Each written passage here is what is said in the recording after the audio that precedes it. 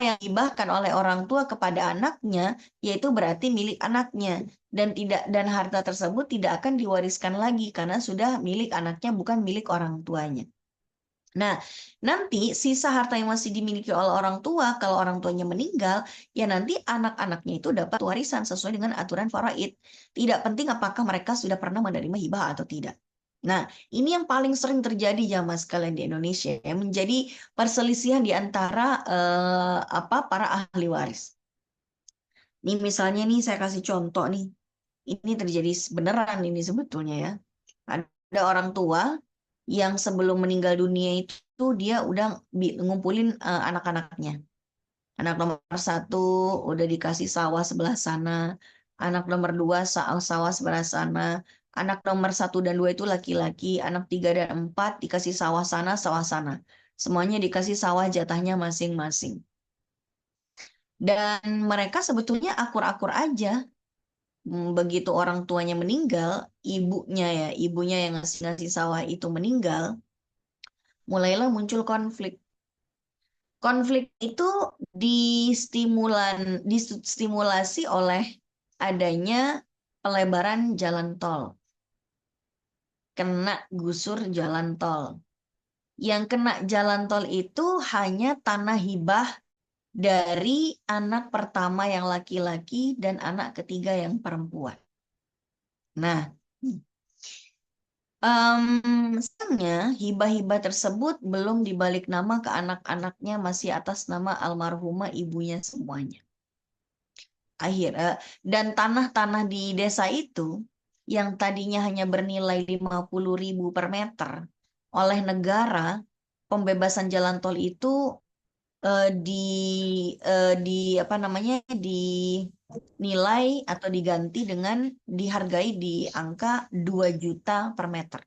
Dari yang tadinya 50.000 per meter jadi 2 juta per meter. Akhirnya 2 orang dari 4 orang itu 2 orang jadi miliarder dadak. Yang duanya lagi itu ngiri gitu. Ngirinya akhirnya bilang gini, udahlah kita batalin aja ya hibah-hibahan dari orang tua kita. Kita kumpulkan lagi, hitung lagi jadi satu. Seakan-akan tidak pernah terjadi hibah. Kita hitung ulang yang nggak kena jalan tol berapa, kita hitung ulang 2/1. Kata anak laki-laki nomor 2 yang tanahnya nggak kena jalan tol. Nah, ini bisa menjadi perkara yang ribet gitu. Ribet pada akhirnya. Kenapa? Pertama, hibah-hibah tersebut tidak jelas. Itu hibah atau warisan. Terus ketika pembagian hibah nggak diurus, terus menganggap orang tua yang sebelum meninggal itu menganggap bahwa yang udah dapat hibah-hibahan nanti bagi warisnya ya yang udah dapat hibah banyakan nggak usah dapat warisan banyakan lagi dan lain sebagainya. Hal-hal yang seperti itu biasanya yang memicu konflik dalam pembagian warisan. Maka kita belajar ilmu waris di sini untuk mengantisipasi jangan sampai dalam keluarga kita jangan sampai pada harta yang kita tinggalkan akan menjadi sumber fitnah dan sumber konflik pada anak-anak kita sepeninggal kita nanti. Ya, udahlah kita capek-capek nyari duitnya, beli tanah sana beli tanah sini, pikir itu akan menjadi sumber kesejahteraan anak-anak kita, malah jadi sumber konflik yang pada berantem nggak jelas. Kemudian harta bersama yang dikuasai oleh suami dan istri. Kita akan bahas apa itu harta bersama. Harta bersama kalau kita bicara dalam hukum Islam dengan hukum negara, hukum konvensional, itu nanti ada perbedaan yang sangat-sangat mencolok sekali. Defaultnya, hukum asalnya, kalau dari hukum Islam, suami dan istri itu hartanya tidak lantas bercampur baur hanya gara-gara terjadi pernikahan. Jadi mana yang dihasilkan oleh istri itu 100% milik istri. Mana yang dibeli oleh istri dari hartanya, apa yang dicari oleh istri dari keringatnya sendiri, itu adalah 100% milik istri. Begitu juga suami. Apa yang diupayakan, dicari, diusahakan oleh suami, penghasilannya itu milik suami, 100%. Begitu juga kalau suami dapat ini, dapat itu, dapat hadiah, dapat warisan, itu 100% milik suami. Tapi suami punya kewajiban menafkahi istrinya, namun istrinya tidak punya kewajiban menafkahi suami. Itu konsepnya. Maka ketika salah satu di antara mereka wafat, suaminya wafat, ya berarti hartanya suami yang mana nih? Dijelaskan, oh ini hartanya suami, maka dibagi waris. Oh, mana kalau yang meninggal istri, maka yang dibagi waris adalah hartanya istri. Nah, kalau ada harta bersama di antara mereka, harta bersama dalam syariat Islam itu adalah harta yang memang dihasilkan bersama atau ada kesepakatan bahwa itu adalah harta bersama. Jadi defaultnya hartanya masing-masing dulu. Baru ketika ada kesepakatan untuk mencampur, baru jadi campur. Nah, ini berbeda konsep dengan hukum konvensional di Indonesia, hukum adat atau hukum BW Belanda yang menyatakan bahwa setelah menikah, maka semua yang dihasilkan sejak pernikahan itu tidak penting apakah itu menghasilkan istri ataukah suami, maka harta tersebut dianggap kepemilikannya 50-50%. Ya, misalnya suami nyari duit, maka gaji suami itu dianggap setengahnya milik istri, setengahnya milik suami. Atau misalnya suaminya pengangguran, istrinya jadi imigran ke luar negeri, jadi TKW.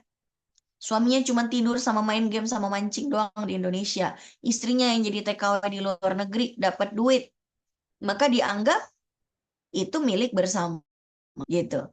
Kecuali kalau ada perjanjian pemisahan harta suami dan istri, barulah jadi pemisahan kan gitu. Kalau di Islam kebalik, emang aslinya tuh terpisah harta suami dan harta istri, kecuali ada kesepakatan perjanjian untuk mencampur baru jadi tercampur.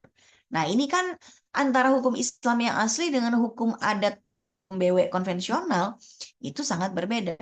Tapi karena kita bicara hukum Islam, hukum waris Islam pada kali ini, ya kita akan menggunakan hukum Islamnya.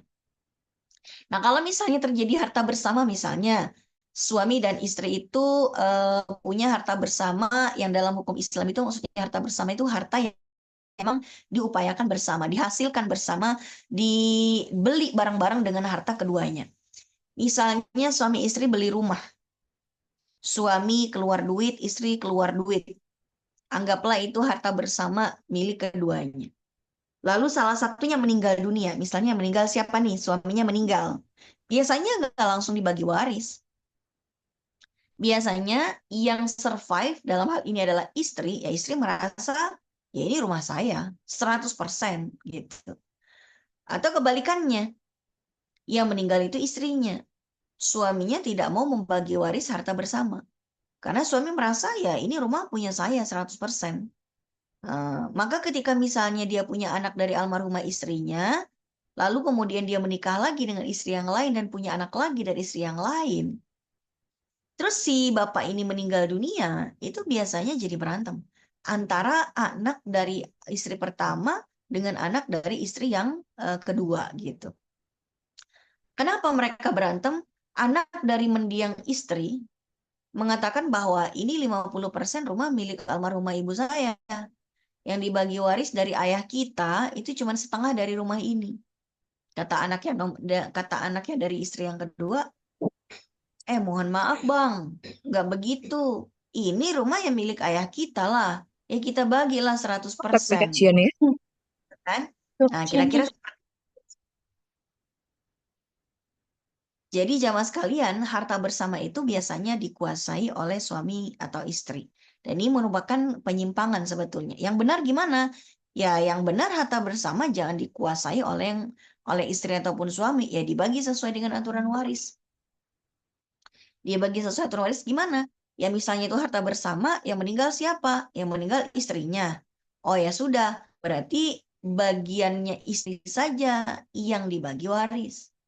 Adapun kepemilikan saham 50% atas rumah itu yang dimiliki oleh suaminya almarhumah itu nggak dibagi waris, kan pemiliknya masih hidup. Syaratnya membagi warisan itu adalah pemilik harta itu sudah wafat. Nah suami belum meninggal, ya jatahnya si suami di harta itu nggak dibagi waris. Hanya jatah saham istri saja dalam harta bersama tersebut yang dibagi waris. Ya, kemudian Harta warisan. Kalau kita tadi bicara harta bersama, sekarang harta warisan. Ini sering sekali terjadi. Misalnya yang meninggal siapa nih? Yang meninggal itu anggaplah suaminya gitu kan. Suaminya ini punya harta banyak, punya deposito, punya emas batangan, punya ini, punya itu banyak. Begitu suaminya meninggal dunia, istrinya nggak mau bagi waris. Padahal anak-anaknya itu sangat mengharapkan pembagian warisan misalnya ya. Anak pertama ada yang mau nikah, butuh uang. Anak kedua mau lanjut kuliah, butuh uang. Anak yang nomor tiga mau buka usaha bisnis, dan lain sebagainya. Tapi mereka nggak berani menanyakan itu ke ibunya mereka gitu. Kenapa? Karena ibunya pasti bilang, enak aja bagi waris. Mama masih hidup loh, udah minta warisan aja. Padahal anak-anak minta itu bukan warisan ibunya, warisan bapaknya mereka. Yang nanti ibunya juga akan dapat warisan dari itu selaku istri gitu. Tapi biasanya seorang ibu nggak mau bagi waris atas harta suaminya, padahal ada hak anak-anaknya di dalam harta suaminya itu. Nah, ditunggu, ibunya nggak meninggal-meninggal. Malah anaknya duluan, ada yang meninggal duluan sebelum ibunya. Akhirnya anak yang meninggal ini keburu meninggal sebelum menerima hak waris dari almarhum bapaknya. Jadi ibunya ini menghalang-halangi anaknya dapat haknya sampai anaknya meninggal dunia. Siapa di sini yang zalim? Ya ibunya. Apalagi kalau misalnya ibunya menikah lagi, punya anak lagi, akhirnya nanti berantem antara anak dari mendiang suami dengan anak dari suami yang sekarang. Apalagi kalau suami barunya itu men-take over semua harta-hartanya almarhum mendiang suami yang terdahulu. Itu ya. Nah, ini termasuk penyimpangan sebetulnya. Maka kesimpulannya adalah begitu ada yang wafat, jangan ditunda-tunda pembagian warisannya. Tidak perlu sepasang itu meninggal untuk membagi warisan. Ini dia. Tidak usah menunggu semua wafat. Ditunggu semua wafat, nggak wafat-wafat juga yang ditunggu. Malah ahli warisnya yang wafat duluan. Ya. Kemudian berikutnya lagi, kadang-kadang dalam pembagian warisan itu yang berantem bukan cuma sekedar para ahli waris. Tapi ada provokator-provokator seperti mertuanya, pas menantunya, iparnya gitu ya. Nah, hal-hal yang seperti itu yang biasanya jadi sumber konflik di dalam keluarga. Contoh misalnya nih, ada dua orang kakak adik, ada abang, ada adik perempuan. Setelah pembagian warisan, si abang dapat 2 miliar, si adik perempuan dapat 1 miliar. Begitu si adik perempuan ini pulang ke rumah suaminya, dia bilang sama suaminya, Mas, Alhamdulillah saya dapat warisan nih 1 miliar, udah masuk ke rekening nih. Ya, kita tasyakuran yuk, makan-makan di restoran mana. Lagi makan-makan di restoran, mertuanya diajak makan-makan. Mertuanya bilang, kamu dapat warisan berapa? Saya dapat 1 miliar, mah. Abang kamu dapat berapa? Dapat 2 miliar, mah. Wah, nggak bisa. Kalian berdua itu sama-sama anaknya almarhum. Kamu jangan mau cuma dikasih 1 miliar. Kan yang paling disayang sama orang tua kamu itu kamu, bukan abang kamu. Yang sering rawat orang tua kamu juga kamu, bukan abang kamu. Kenapa abang kamu jadi dapat banyak kan? Kita harus bagi ulang nih ya. Kita urus ke pengadilan. Mama siapin nanti lawyernya. Tuh. Yang ahli waris aja adem ayem, pakai hukum Islam yang seharusnya. Nah, ini mertua malah jadi provokator. Berantemlah itu si perempuan dengan abangnya, gitu loh. Nah, ini juga yang sering terjadi. Udahlah, kita tuh kalau bukan ahli waris, nggak usah ikut-ikut ngomporin gitu loh. Kalaupun ada yang perlu kita, kalau ada di antara kerabat-kerabat kita yang berantem urusan waris, ya kita jadi penengah, bukan sebagai provokator. Gitu. Baik. Berikutnya, berdasarkan kesepakatan. Nah, kalau kesepakatan sesuai dengan aturan waris Islam, silahkan saja. Malah memang seharusnya seperti itu kan. Tapi kalau kesepakatannya dengan membypass, dengan menginjak-injak aturan waris yang sudah ditetapkan di dalam surat An-Nisa ayat 11, 12, 13, dan 176, ya nggak boleh. Sama aja itu nginjak-nginjak hukum Al-Quran, sama saja itu menista Al-Quran. Giliran Al-Quran kita dinista sama non-muslim, sama orang kafir, demo berjilid-jilid. Orang kafir menista Al-Quran, ya emang dia dari awal nggak beriman sama Al-Quran. Lah kitanya sendiri orang-orang Islam malah yang menista. Dengan cara apa? Enggak mau berhukum dengan hukum waris. Harusnya kita tuh yang didemo gitu loh. Kenapa? Ya karena kita nggak mau berhukum dengan hukum Al-Quran. Padahal hukum waris itu dijelaskan di dalam Al-Quran sedetil-detilnya. Al-Quran itu menjelaskan hukum waris itu lebih detail dari Besok penjelasan dikasih kajian waris. tentang hukum sholat gitu ya. Ibu-ibu yang belum di mute speakernya mohon di mute, mohon izin. Nah, jadi kalau di Al-Quran itu penjelasan tentang sholat itu ya, itu nggak terlalu detail. Soal nama-nama waktu tentang subuh, asar, maghrib, isya itu nggak disebutin. Tata cara pelaksanaannya itu juga nggak disebutin dari niat, takbiratul ihram sampai salam nggak disebutin. Ada penjelasannya di dalam hadis-hadis Nabi, iya. Tapi kalau hukum waris, itu semuanya didetilkan penjelasannya dalam Al-Quran. Maka kalau kita baca An-Nisa ayat 11, 12, 13, ditutup dengan ancaman bagi yang tidak melakukan hukum waris di ayat ke-14. Siapa yang tidak melakukan hukum waris, maka dia akan masuk ke dalam neraka kekal di dalamnya. Kemudian tambahnya lagi tentang waris juga di An-Nisa ayat 176 gitu ya. Betapa detailnya Al-Quran, Allah menjelaskan siapa dapat berapa dengan syarat apa gitu loh. Ya, kok mau langkah-langkahi Habis PK aja, Mbak.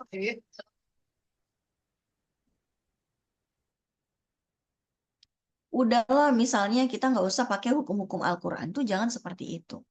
Ya, misalnya udahlah kita daripada ribet-ribet, kita bagi rata aja semuanya, gak usah mikir-mikir aturan ini dan itu, ya sama aja kita menolak berhukum dengan hukum Al-Quran. Itu ancamannya kekal di neraka sebagaimana di surat An-Nisa ayat 14. Wa may ya'sillaha wa rasulahu wa yata'adda hududahu yudkhilhu naran khalidan fiha wa lahu 'adzabun muhin. Baik, kemudian berikutnya. Kalau ada ketentuan adat yang tidak sesuai dengan aturan syariat, tidak boleh kita laksanakan. Tapi kalau aturan adat itu sesuai dengan aturan waris Islam, silahkan kalau mau dilakukan. Kenapa? Karena secara hierarki hukum Islam itu lebih tinggi dibandingkan hukum yang dibuat oleh manusia. Kemudian ini ada ahli waris pengganti itu maksudnya gini. Di kompilasi hukum Islam itu menyatakan bahwa ada beberapa ahli waris yang dianggap tidak dapat warisan sebetulnya, tapi dia itu naik pangkat ke jajaran ahli waris yang sudah wafat duluan. Misalnya, almarhum itu pernah punya anak laki-laki kandung, tapi udah meninggal duluan, dan Apa saya teleponin dulu, Pak? Ibu tolong di mute ya. Ya, baik. Jadi misalnya almarhum itu punya dua anak laki-laki. Anak laki-laki A, anak laki-laki B. Anak laki-laki A ini punya anak laki-laki lagi namanya C. Jadi almarhum punya dua anak laki-laki A dan B dan punya cucu C. Nah, anak laki-laki nomor satu yang A ini udah meninggal lama banget, anggaplah 10 tahun yang lalu. Nah, ketika almarhum meninggal dunia, ibaratnya tinggal satu anak laki-laki dan satu cucu laki-laki.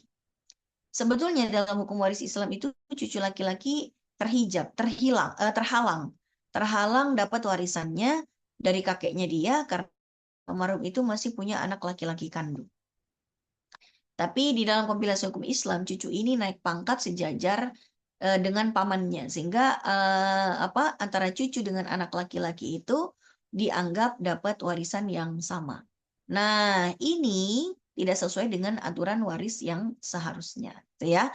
Sampai sekarang masih menjadi sumber kontroversi. Baik, kita langsung saja masuk ke definisi dan pembagian dan perbedaan antara waris hibah dan wasiat. Pertama, secara bahasa, warisan itu atau hukum waris itu adalah pindahnya sesuatu dari seseorang pada orang lain. Dan secara istilah, hukum waris itu adalah pindahnya hak milik. Jadi yang pindah itu tuh cuman hak kepemilikannya aja. Status kepemilikannya aja. Soal siapa yang make, soal siapa yang memanfaatkan, itu silakan diatur. Tapi status hak kepemilikannya itu yang berpindah kepemilikan, ya, dan hak milik itu berupa harta yang secara syar'i boleh dimiliki dari pewaris yang wafat. Jadi orang yang hartanya dibagi waris itu disebut sebagai pewaris. Sedangkan yang menerima itu disebut sebagai ahli waris, ya. Jadi pindahnya hak kepemilikan berupa harta syar'i dari pewaris yang wafat kepada ahli waris yang hidup. Nah, kemudian ini dia perbedaannya. Warisan itu hanya dibagi ketika pemilik hartanya sudah meninggal dunia. Kadang-kadang ada orang nanya, Bu, saya mau nanya dong, ayah saya punya anak sekian, dari istri sekian. Kemudian istri nomor satu punya anak sekian, sekian, sekian, sekian, sekian. Bagaimana pembagian warisan ayah saya? Ibu, ayahnya meninggal. Belum sih, ya berarti nggak ada bagi waris. Tapi kan kalau. Ya namanya kalau bisa aja bapaknya meninggal duluan, tapi bisa juga ibunya yang meninggal duluan. Nanti pembagian warisannya jadi beda aturan mainnya. Kalau bapaknya meninggal duluan, ya ahli warisnya ya istrinya, anak-anaknya. Kalau misalnya istrinya yang meninggal duluan, ya bapaknya dapat warisan dari istrinya, gitu loh. Ya. Nah, jadi tidak ada pembagian warisan kecuali pemilik hartanya itu sudah wafat. Maka kalau misalnya saya nih masih hidup, terus saya panggil anak-anak saya, nah, mama mau bagi-bagi waris nih, warisan buat kamu ini, warisan buat kamu ini. Nah, itu bukan bagi waris namanya. Kalau saya masih hidup, ya namanya bukan bagi waris dong. Ya kalau mau saya menghibahkan, silahkan. Tuh hibah kali namanya. Kalau saya ingin memindahkan hak kepemilikan, harta saya mau berikan kepada anak saya, yaitu namanya adalah hibah. Bukan warisan. Warisan itu ya saya harus meninggal dulu. Baru harta saya nanti jatuh kepada para ahli waris saya. Kemudian wasiat, berwasiat itu pastinya dilakukan sebelum wafat. Tidak ada orang udah meninggal lalu terjadi wasiat, nggak bisa. Kan kita nggak bisa ngomong kalau udah meninggal. Begitu kita masih hidup, kita melakukan pengucapan ikrar wasiat misalnya. Bisa. Nah, cuman masalahnya wasiat itu memang diucapkan, diikrarkan, diakatkan sejak masih hidup, tapi penyerahan hartanya itu nanti setelah wafat. Ini dia nih, waktu penyerahannya ya. Kalau warisan, pokoknya ada orang meninggal, langsung dibagi waris. Nggak usah ada pesan-pesan dari almarhum gitu juga nggak usah. Kadang-kadang pesan-pesan dari almarhum itu yang bikin blunder sendiri. Nggak perlu ada pesan-pesan apapun sih sebetulnya. Ya nanti kalau udah meninggal dunia, ya anak-anak nanti juga akan bagi waris sesuai dengan aturan Islam. Sesuai dengan aturan kemaslahatan mereka juga. Tuh ya. Nah, kemudian kalau hibah, kita mengucapkannya sebelum wafat, kemudian terjadi penyerahannya juga sebelum wafat. Jadi misalnya nih, saya bilang sama anak saya, "Nak, mama punya mobil. Mama mau kasih kamu hadiah mobil. Tuh kuncinya, tuh STNK-nya, tuh BPKB-nya. Buat kamu." Ya berarti itu hibah namanya. Saya berikan sebelum saya meninggal dan berpindah kepemilikan, status kepemilikan mobil itu yang tadinya milik saya, berpindah kepemilikan menjadi milik anak saya. Gitu ya.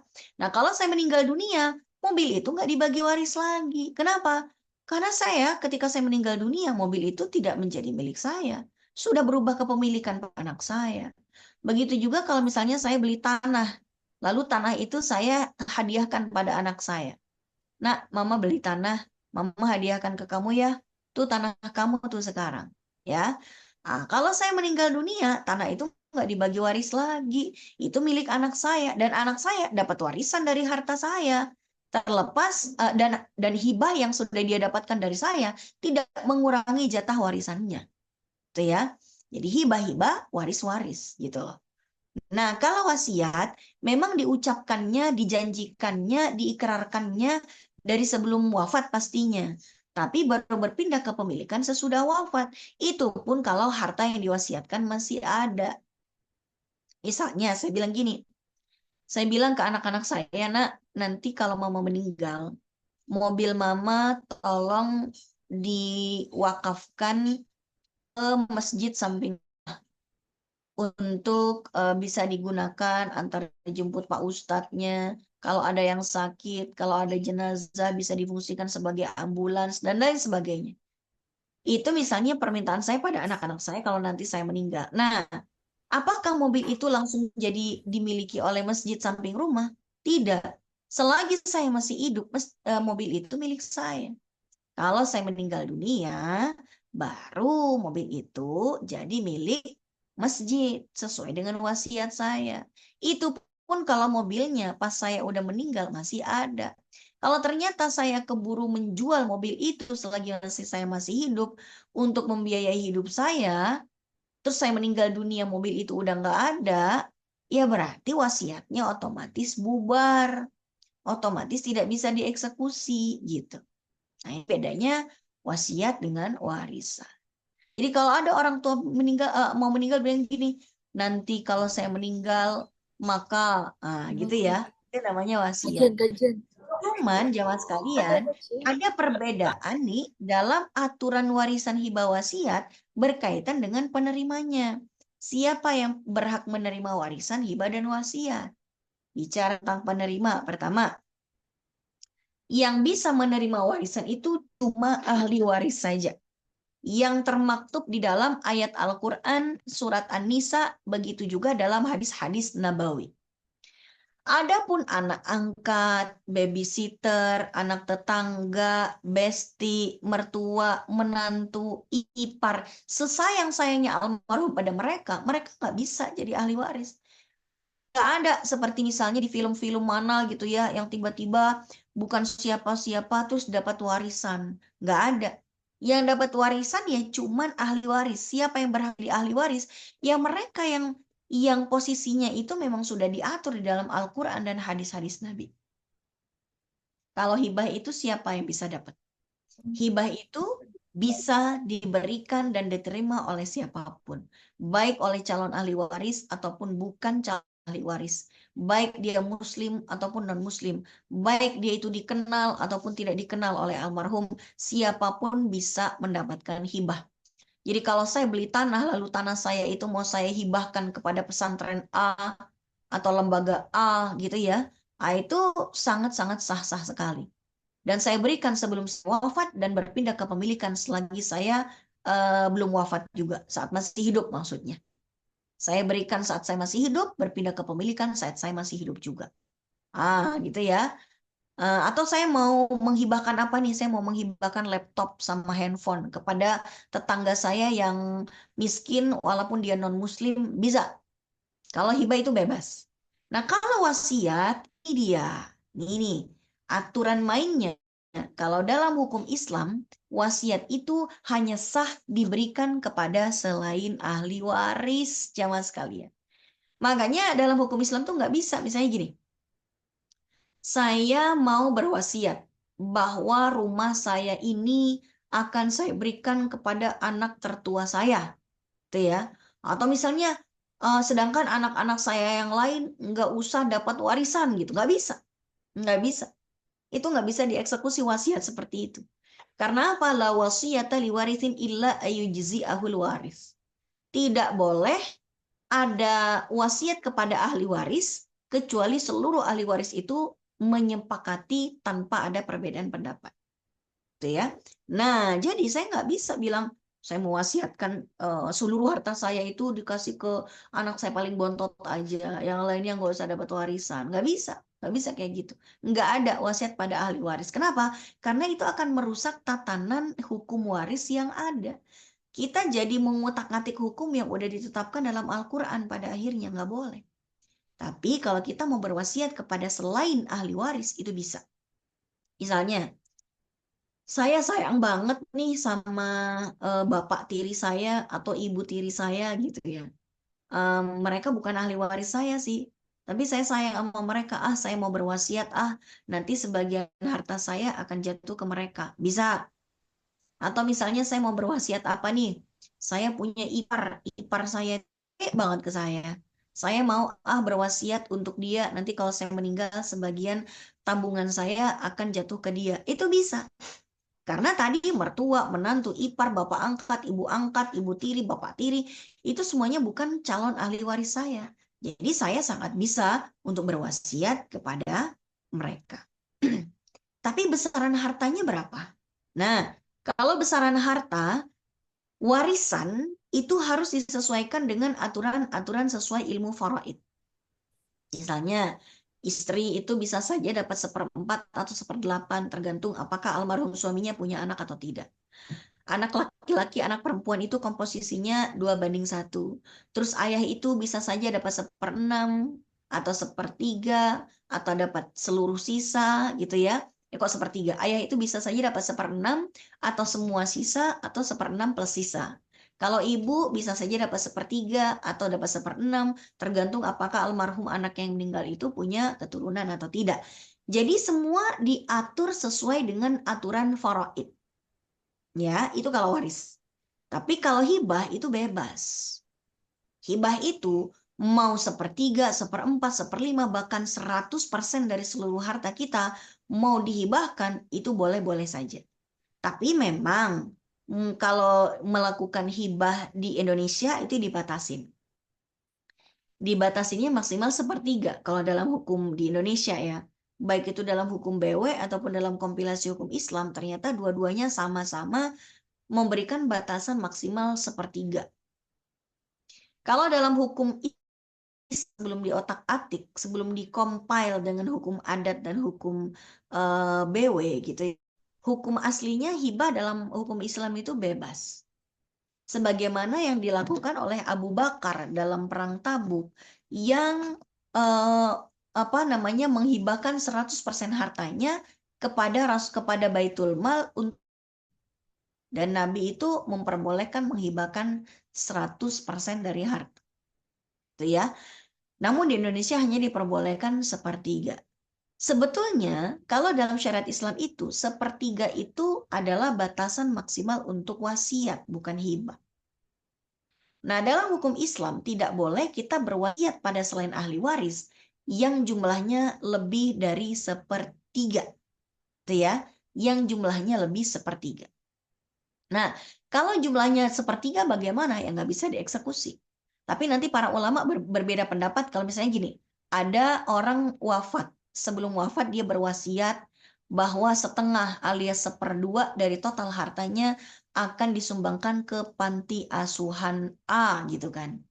Nah nanti para ulama berbeda pendapat karena gini, wasiat itu kan nggak boleh dari 1/3. Ini dia wasiat setengah. Yang menjadi perbedaan pendapatnya itu begini. Apakah wasiat itu tetap diberikan, tapi yang diberikan itu cuma 1/3-nya, atau wasiat itu batal sama sekali dari awal sehingga tidak ada wasiat? Intinya wasiat itu tidak boleh lebih dari maksimal 1/3. Boleh kurang, mau 1/4, 1/6, 1/7, 1/10 silakan. Tapi nggak boleh lebih dari 1/3. Kenapa? Karena nanti 2/3-nya itu nanti akan dibagi waris kepada para calon ahli waris. Ini dia. Warisan itu wajib dilakukan. Ketika ada orang wafat, maka hartanya wajib dibagi sesuai dengan aturan waris. Kalau hibah itu sunnah. Sunnah dalam artian hukum asalnya hibah itu sunnah. Ya kalau misalnya kita sebagai pemilik harta mau menghibahkan harta kita sebelum meninggal, ya boleh. Tapi kalau saya tidak pernah berhibah sampai saya meninggal dunia, ya nggak dosa juga sih, gitu kan.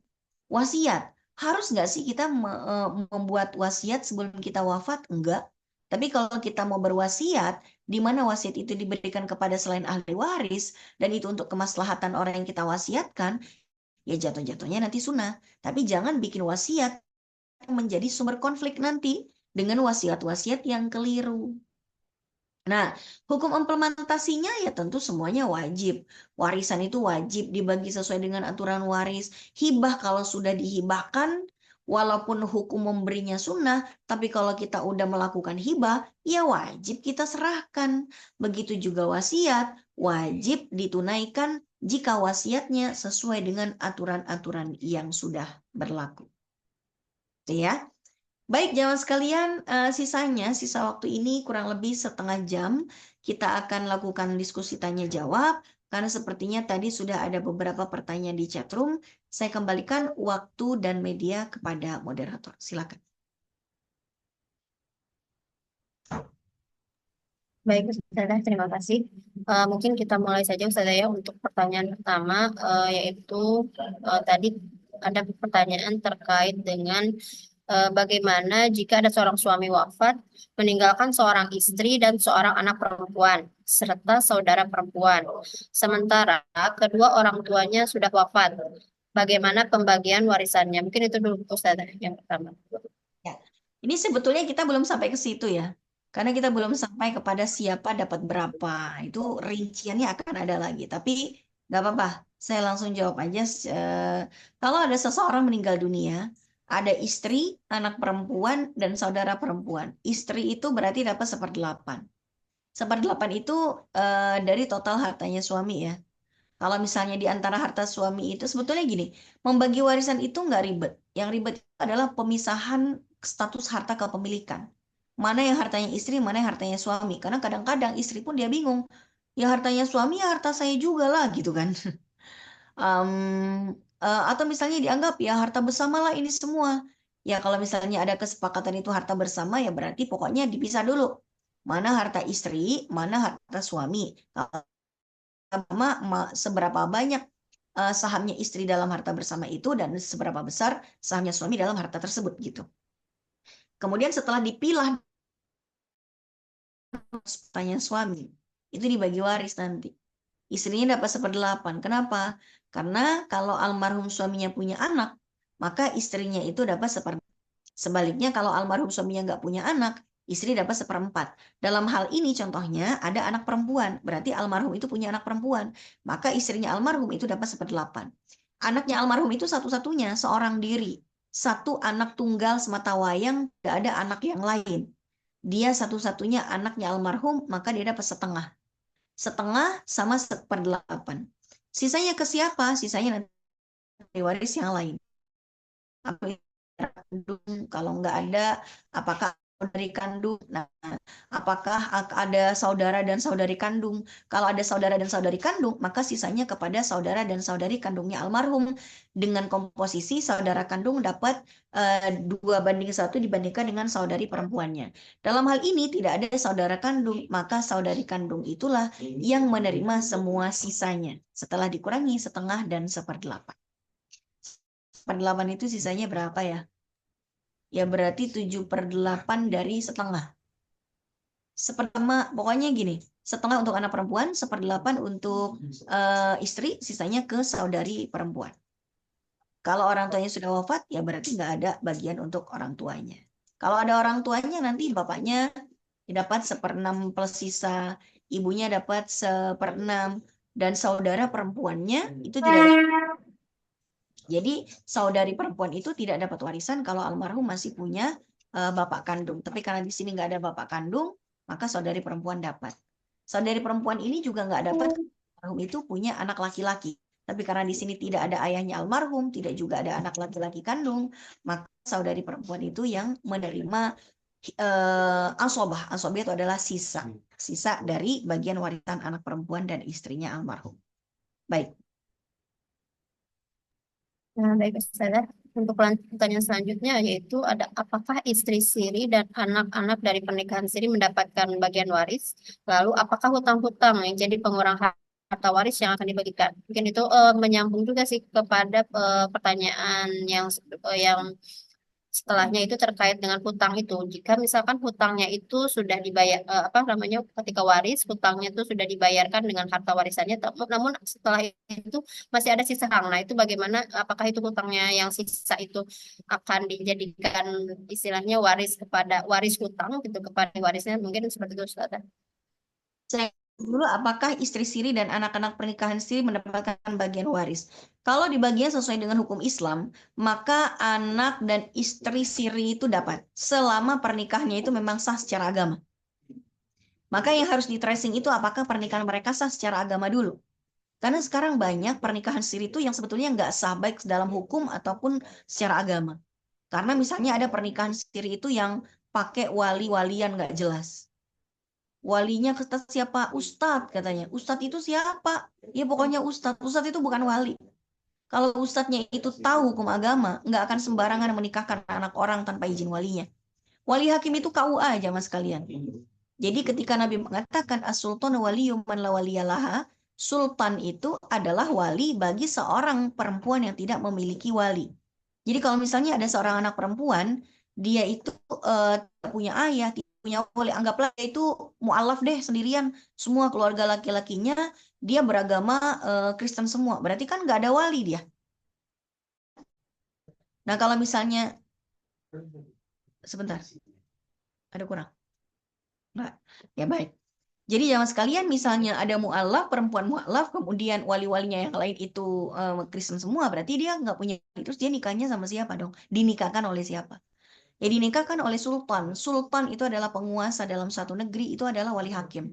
Kalau kita sultan kita adalah RI 1. RI 1 sekarang siapa? Pak Prabowo. Ya udah Pak Prabowo gitu kan. Tapi Pak Prabowo nggak akan sempat nikahkan anak orang. Maka presiden itu memberikan mandat kewalian hakimnya kepada Menteri Agama, dan Menteri Agama memberikan mandat kewalian hakimnya kepada seluruh kepala KUA di setiap kabupaten. Jadi wali hakim itu ya penghulu gitu loh, yang masih bertindak sebagai kepala KUA. Kalau dia berhalangan, ya petugas KUA yang lain. Bukan Pak Ustadz ya, bukan siapa-siapa. Orang KUA bukan siapa bukan, saudaranya mempelai perempuan juga bukan, nggak bisa. Jadi kalau ada orang nikah siri, tanpa ada wali yang benar-benar wali, dia adalah misalnya bapaknya misalnya, atau misalnya bapaknya nggak ada, maka jadi walinya adalah kakeknya, nggak ada kakeknya maka abangnya, nggak ada wali sama sekali dari pihak laki-laki maka KUA gitu kan. Nah tapi kalau siri pasti bukan sama KUA. Ya misalnya bapaknya si perempuan nih yang jadi wali, pernikahannya sah secara agama, ya berarti secara agama pun dia berhak mendapatkan warisan. Itu dulu yang harus di tracing. Apakah dulu pernikahannya sah secara agama? Jangan-jangan tidak. Baik. Apa hutang jadi pengurang? Jadi gini, tidak bisa orang membagi warisan kecuali dikeluarkan 3 hal dulu dari hartanya almarhum.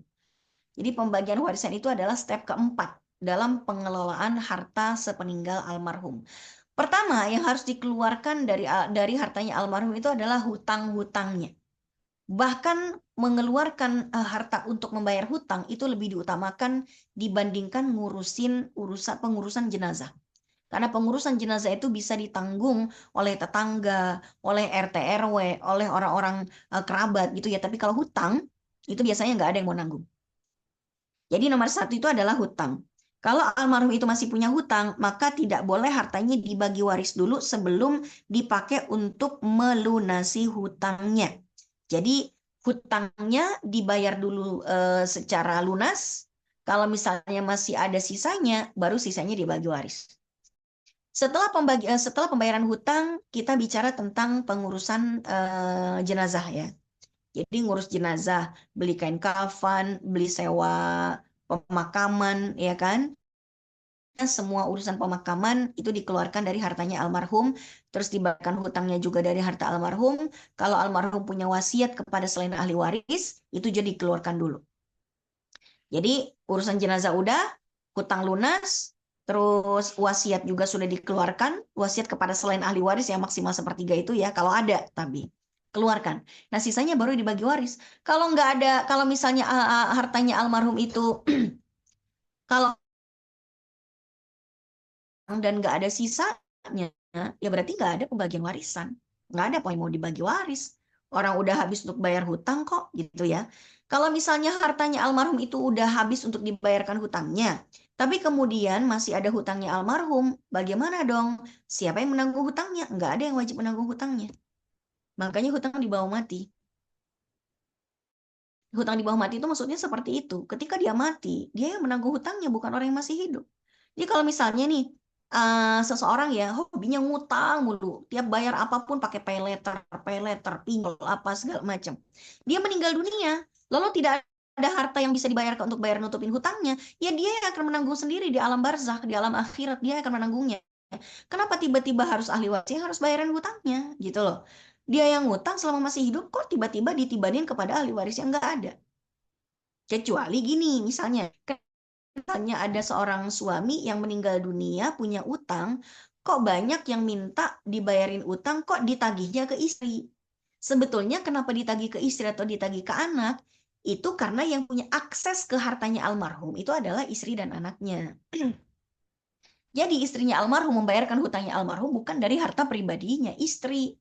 Anak itu membayar hutangnya almarhum bapaknya bukan pakai duitnya si anak, tapi pakai duit bapaknya. Dan yang punya akses untuk untuk menggunakan harta almarhum itu kan ahli waris, yaitu istri sama anak. Jadi itulah kenapa kalau ada orang meninggal, ada orang utang sama kita, dia meninggal sembayar utang, ya kita hubungi istrinya. Biar istrinya itu ngambil harta almarhum untuk bayarkan ke kita gitu loh. Bukan si istri itu harus harus banting tulang bayarin hutang suaminya, enggak. Yang harus menanggung itu ya almarhum. Jadi dia nggak bisa membayar di dunia, di akhirat nanti dia akan mempertanggungjawabkannya. Makanya Nabi mengatakan nafsul mu'min mu'allaqatan bidaini hatta yuqda anhu. Seorang mukmin itu dia akan terkatung-katung jiwanya sampai gara-gara hutangnya sampai nanti di dunia itu ada yang bayarin hutangnya. Kalau di dunia ada yang secara sukarela bayarin hutangnya, baru selesai dia. Baru dia tidak diazab di alam kuburnya. Nah, jadi seorang istri itu kalau mau dengan sukarela bayarin hutang suami, karena suami nggak punya harta yang ditinggalkan untuk bayarin utang, ya kalau istrinya mau jadi volunteer sebagai budi bakti dia ke suaminya pasca meninggal, silakan saja. Tapi nggak bisa dipaksa, seorang istri nggak bisa dipaksa untuk bayarin hutang suaminya, gitu loh, nggak bisa. Seorang anak nggak bisa dipaksa untuk bayarin utang orang tuanya. Tapi kalau anaknya mau dengan sukarela, nggak apa-apalah. Mungkin ayah saya dulu berhutang demi kemaslahatan saya. Mungkin ayah saya dulu berhutang gara-gara untuk kepentingan bersama. Ya sudah, saya mau berbakti kepada ayah saya mau bayarin hutang ayah saya. Ya silakan. Tapi hutang itu tidak ditanggung sesuai dengan nggak ada. Yang dibagi waris itu harta, bukan hutang. Jadi kalau almarhum misalnya punya hutang 10 miliar, ada anak laki, ada anak perempuan. Apakah anak laki menanggung 2 kali lipat dibanding anak perempuan? Nggak ada aturan seperti itu. Siapapun silakan. Kalaupun anak-anaknya nggak ada yang mau nanggung utang, ya itu resiko bapaknya gitu. Tapi masa iya anak-anak nggak mau berbakti sama orang tuanya? Misalnya kata anak perempuan, abang saya miskin, ibu saya miskin, saya orang kaya. Biarlah saya sebagai anak perempuan menanggung 10 miliar utang bapak saya tanggung semuanya. Saya mau berbakti kepada bapak saya mau bayarin utang bapak saya semuanya. Boleh, nggak ada masalah. Itu ya. Jadi urusan utang itu tidak ada kaitannya dengan hitung-hitungan waris. Silahkan yang mau bayar, dan dia tidak dikenai dengan kewajiban itu sebetulnya. Baik.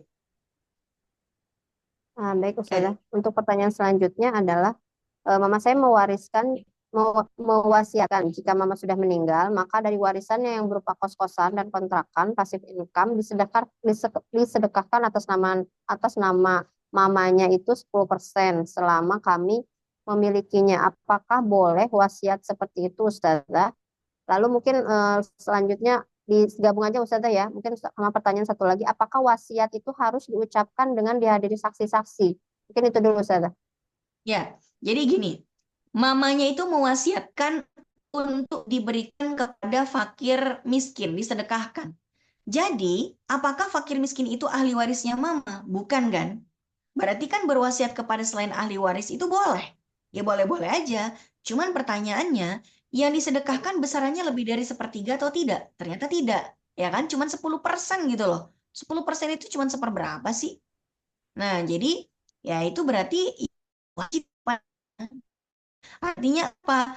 Warisannya mama yang berupa kos-kosan, pasif income disedekahkan. Artinya 10% dari kontrakan. Bukan tanah kontrakannya, bukan bangunannya ya. Tapi hanya income-nya saja.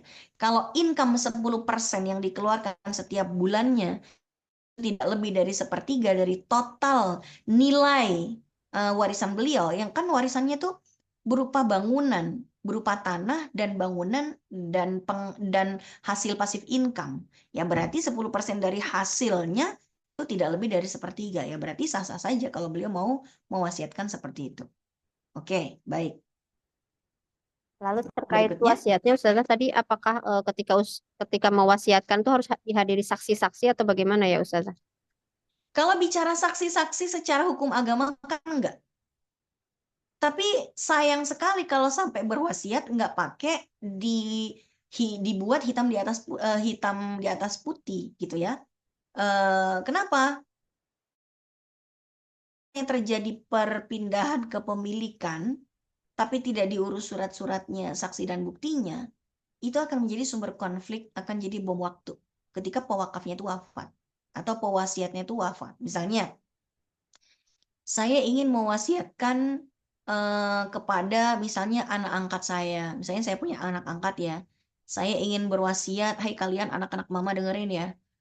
Mama ingin berwasiat, nanti kalau mama meninggal dunia, tabungan mama di bank A gitu ya, itu buat saudara angkat kalian ya. Udah gitu doang. Nggak ada hitam di atas putih, nggak ada saksi-saksi di luar ahli waris, nggak ada notaris. Padahal mungkin tabungan saya di situ tuh ada miliaran misalnya ya, bukan jumlah yang sedikit gitu. Kalau saya meninggal dunia, ya berarti kan wasiat itu harus diberikan kepada anak angkat saya jika ternyata deposito saya di bank tersebut tidak lebih dari sepertiga dari total harta yang saya tinggalkan. Kalau anak ada saudara angkatnya, kalau anak saya harapkan gimana? Ya kan? Maka anak angkat saya itu nanti tidak bisa mengklaim haknya. Dia posisinya tuh lemah. Dia nggak bisa mengklaim kepada negara, dia nggak bisa menuntut ke pengadilan. Nah itu apalagi kalau saya ngomongnya cuma ke anak angkat saya doang. Anak yang anak kandung saya nggak saya kasih tahu. Saya cuma berbisik doang gitu sama anak angkat. Anakku, anak angkatku punya tabungan loh di bank apa misalnya di bank BSI gitu misalnya ya. Mama punya tabungan BSI 1 miliar. Itu nanti mama wasiatkan buat kamu. Nanti kalau mama meninggal itu buat kamu. Udah habis itu saya meninggal aja gitu. Kira-kira anak angkat kepada saudara-saudara angkatnya yaitu anak kandung saya. Belum tentu. Pasti anak-anak kandung saya akan nanya. Emang mama ngomong kayak gitu kok mama nggak pernah ngomong ke kita ya? Ada videonya nggak? Ada tulisannya nggak? Ada buktinya nggak? Ada saksinya nggak? Nggak ada. Ya udah dia lemah posisinya gitu loh. Walaupun secara agama itu sah-sah saja, tapi ya secara maslahat harusnya kita hadirkan saksi, bukti dan lain sebagainya. Supaya apa yang kita wasiatkan berjalan sebagaimana kita inginkan setelah kita meninggal nanti. Karena kita nggak bisa bangkit lagi dari kubur untuk memastikan semuanya gitu. Baik. Ya, Ustazah mungkin di sini kan memang pertanyaan masih banyak nih Ustazah dan memang spesifik ya Ustazah. Mungkin Ya. pertanyaan penutup saja pertanyaan penutup. Mohon izin Ustazah mungkin terkait dengan keberadaan anak laki-laki ini Ustazah. Kalau misalnya di suatu keluarga itu dia tidak punya anak laki-laki, tapi dia masih punya saudara-saudara laki-laki. Misalnya meninggal ya, si suami meninggal, dia tidak punya anak laki-laki, lalu dia masih punya saudara laki-laki. Nah, itu apakah si istrinya itu dapat bagian atau tidak? Dan tadi juga ada beberapa pertanyaan terkait itu. Mungkin Ya. itu sebagai penutup aja sih Ustazah, mungkin seperti itu. Ya. Baik, ini sebagai pertanyaan jawaban penutup. Jamaah sekalian, ada ahli waris yang tidak akan tergeser dari jajaran ahli waris. Jadi ada ahli waris inti, ada ahli waris ada ahli waris inti, ada ahli waris cadangan. Ahli waris inti itu tidak dapat warisan, pasti dapat. Siapa? Pasangan, baik itu istri ataupun suami. Kedua, orang tua kandung, ayah kandung, ibu kandung. Ketiga, keturunan kandung, anak kandung, laki perempuan. Itu semuanya pasti dapat, jangan khawatir. Jadi tidak penting apakah almarhum punya saudara laki-laki kandung 12 biji, ya istrinya dapat lah gitu ya. Masalahnya gini, kapan pemain cadangan seperti saudara kandung, kakek, paman kandung, ponakan kandung itu bisa masuk dalam jajaran ahli waris yang menerima warisan? Kapan? Kalau misalnya almarhum tidak punya ayah kandung dan anak kandung laki-laki. Kalau almarhum tidak punya anak laki-laki, tapi almarhum punya ayah kandung, abang kandung, adik kandungnya tertutup semuanya, nggak dapat. Karena sisanya bakalan ke ayah semua. Begitu juga kalau almarhum nggak punya ayah kandung, tapi almarhum punya anak laki-laki kandung. Ya sisanya ke situ semua, ke anak kandung semua. Tertutup untuk saudara-saudara kandung dan lain sebagainya yang cadangan itu. Nah, masalahnya kalau almarhum nggak punya ayah kandung, nggak punya anak kandung, nanti pemain cadangan masuk. Tapi masuknya pemain cadangan tidak merubah posisi pemain inti. Pemain inti itu adalah pasangan, yaitu istri dalam hal ini, kemudian anak perempuan kandung tadi ya, sama ibu kandung. Jadi kalau almarhum ada ayah kandung, nggak ada anak, ibu kandung, istri dan perempuan kandung, ya itu tetap dapat juga kan, mereka pemain inti, pemain cadangan masuk karena tidak ada kandung dan anak. So nanti istrinya dapat 1/8, anak perempuannya dapat setengah atau 1/2, ibunya dapat 1/6, sisanya nanti ke saudara-saudari kandungnya almarhum. Alhamdulillahirrahmanirrahim. Mungkin eh, seperti itu ya Ustazah, juga dengan jamaah sekalian bahwa karena keterbatasan waktu, mohon maaf tidak semua pertanyaan dibahas hari ini. Insya Allah mungkin ketika ada kesempatan di tahun depan kita buka kembali sesi terkait dengan bab waris ya Ustazah ya, terkait pembagian-pembagian dan sebagainya. Mungkin kita tutup saja insya Allah. Ustazah mohon izin menutup dengan doa. Alhamdulillahirrahmanirrahim, kajian kita sudah selesai. Mudah-mudahan kita semuanya dapat ilmu yang bermanfaat dan bisa mengamalkannya. Bismillahirrahmanirrahim. Allahumma shalli wa sallim ala Sayyidina Muhammad wa ala ali Sayyidina Muhammad. Hamdan yuafi ni'amahu wa yukafi madah. Ya Rabbana lakal hamdu wa lakal syukru kama yanbaghi li jalali wajhikal karim wa azimi sultanik. Allahumma anfa'na bima 'allamtana wa 'allimna ma yanfa'una wa rizqna 'uluman tanfa'una. Allahumma rizqna rizqan halalan tayyiban wa anta khairur raziqin. Rabbana zalamna anfusana wa illam taghfir lana wa lanakunanna minal khasirin. Rabbana atina fid dunya hasanah wa fil akhirati hasanah wa qina adzaban nar. Subhana rabbika rabbil izzati amma yasifun wa salamun alal mursalin walhamdulillahi rabbil alamin. Amin amin ya rabbal alamin. Assalamualaikum warahmatullahi wabarakatuh. Waalaikumsalam warahmatullahi wabarakatuh. Alhamdulillahirrahmanirrahim. Mari kita tutup acara kajian kali ini dengan bacaan istighfar dan doa kafaratul majlis. Astaghfirullahaladzim. Subhanakallahumma wa bihamdika asyhadu an la ilaha illa anta astaghfiruka wa atubu ilaik. Mohon maaf atas segala kekurangannya. Saya tutup. Assalamualaikum warahmatullahi wabarakatuh.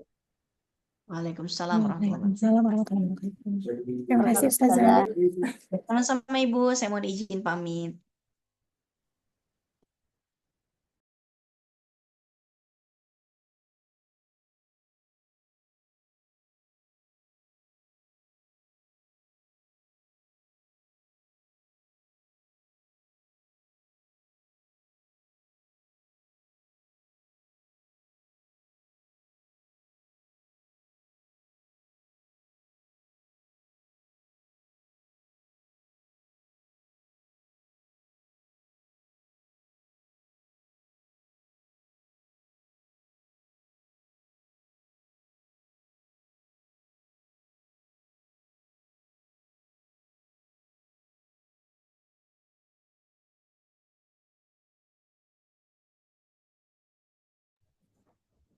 Iya, iya.